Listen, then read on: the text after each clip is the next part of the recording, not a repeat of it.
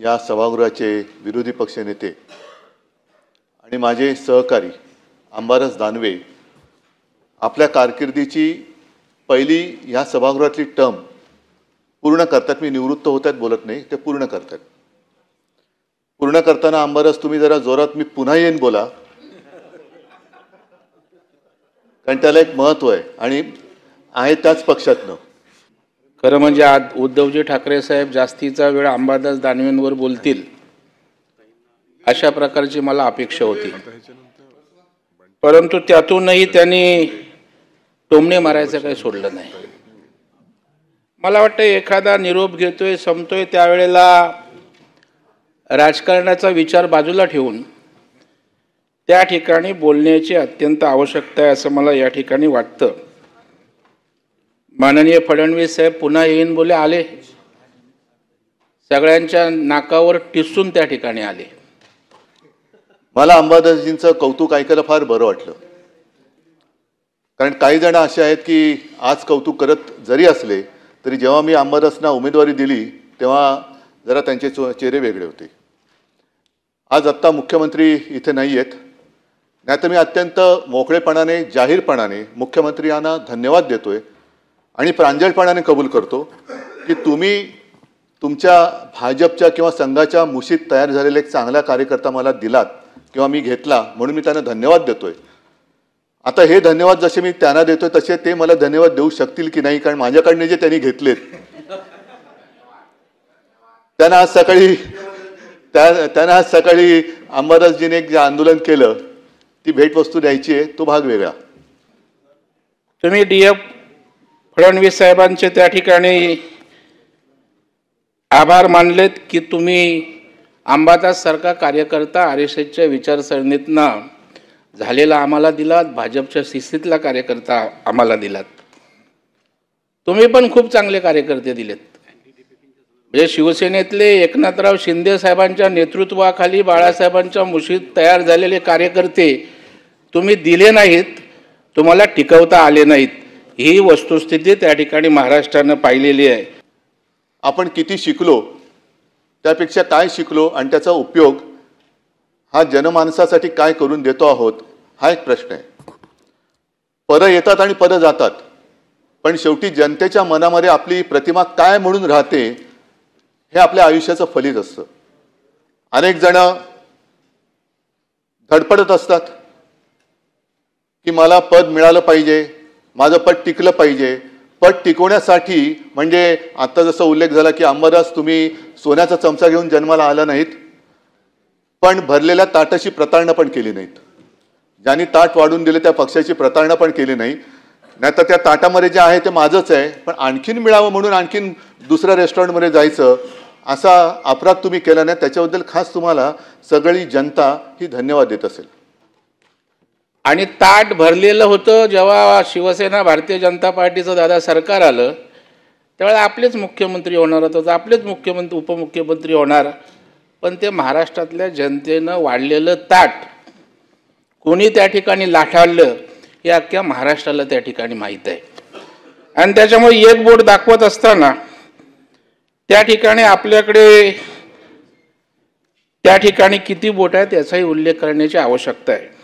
मृणालताई गोरेंचं जे मी तुम्हाला सांगत होतो, मृणालताई गोरे सुद्धा कधीही पदासाठी डचमळल्या नाहीत, नाहीतर त्याही मंत्री होऊ शकल्या असत्या, झाले असतील जनता पक्षाच्या काळात किंवा आणखीन काही मोठी पदं त्यांना मिळाली असतील, पण ते एका विचाराला निष्ठेने कायम राहिल्या. पदं येतात पदं जातात, पण मी ज्या विचाराला धरून या क्षेत्रात आले तो विचार मी कधी सोडणार नाही.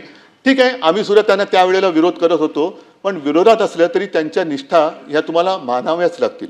आणि म्हणून शिंदे साहेबांच्या उठावाला लोक बंडखोरी समजले नाहीत. त्याने शिवसैनिकांसाठी महाराष्ट्रातल्या सर्वसामान्यांसाठी उठाव केला. अशा प्रकारचं सभापती महोदय या ठिकाणी चित्र महाराष्ट्रानं त्या ठिकाणी पाहिलेलं आहे. कुठे शेतकऱ्यांना जरा शेतमजुरांना भेटता येईल का? मी गेलो तिकडे, उतरल्यानंतर शेतकरी आले.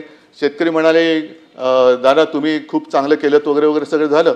आणि माझं लक्ष गेलं बाजूला शेतमजूर महिला काम करत होत्या. मी त्यांना विचारलं की त्या पण मी गेल्यानंतर उभ्या राहिल्या, मला नमस्कार वगैरे केला. म्हटलं काय ताई आता तरी खुश आहात ना, तुम्हाला आता लाडकी बहीण योजनेअंतर्गत एवढे पैसे मिळतील. तर तिने बाजूला बघितलं, बाजूला तिचं छोटं मूल होतं. मला म्हणे कसं काय, म्हणे याची शाळा ॲडमिशन नाही होत, काय पैसे पुरणार. आंबारसकडे मी बघितलं, आंबारस म्हणाले उद्धवजी तुम्ही जबाबदारी माझ्यावर सोपवा, याची जबाबदारी मी घेतो. आणि जवळपास किती 15 दिवसात ना आंबारसजीने फोन केला. ती जी माहुली होती तिचं बोलणं करून दिलं. त्या मुलाची शिक्षणाची सगळी सोय ॲडमिशनसह आंबारसनी केली.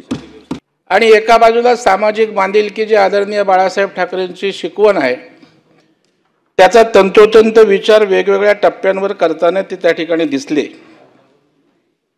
आणि त्याच्यामुळे एक किस्सा सांगत असताना त्यांनी कुणाची तरी फी भरली सांगितले. अभिनंदन आहे, परंतु शिंदे साहेबांनी अशा तर रोज 100 लोकांच्या फी भरत असतात. रोज कोण अडचण असेल तर हॉस्पिटलला त्या ठिकाणी त्यांची बिलं भरत असतात. कारण शेवटी बाळासाहेबांचा संस्कार आहे सभापती महोदय.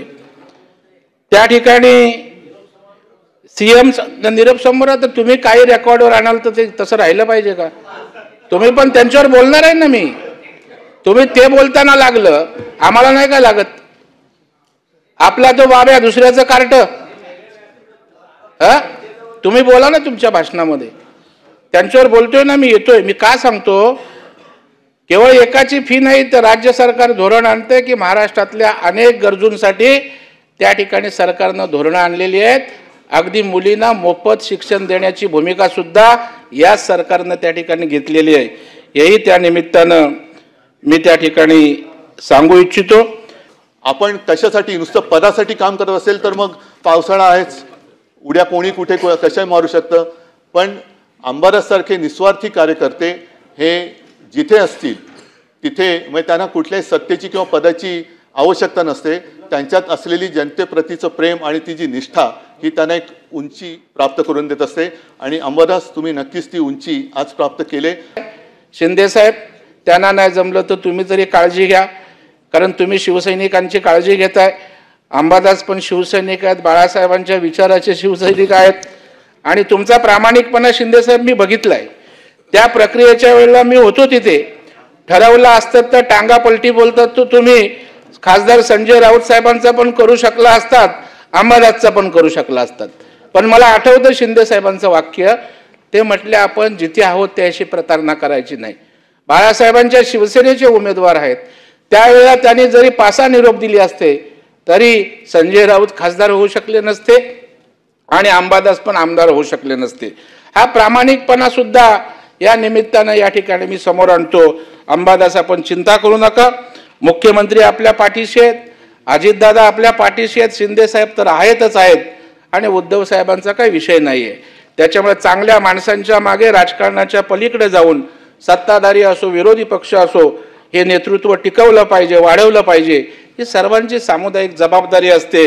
आणि म्हणून अंबादास, तुम्ही पुन्हा या सभागृहात या किंवा राजकीय आपला उत्कर्ष वेगळ्या पद्धतीनं हो, त्यासाठी मी मनापासून या ठिकाणी शुभेच्छा देतो. आणि सभापती महोदय, आपल्याला धन्यवाद देतो की आपण अशा प्रकारचा त्यांचा निरोप समारंभ या ठिकाणी आयोजित करून त्यांच्या कार्याचा गौरव करण्याची, त्यांच्याविषयी 4 शब्द बोलण्याची संधी आम्हाला दिलीत. त्याबद्दल आपल्यालाही धन्यवाद देतो आणि थांबतो.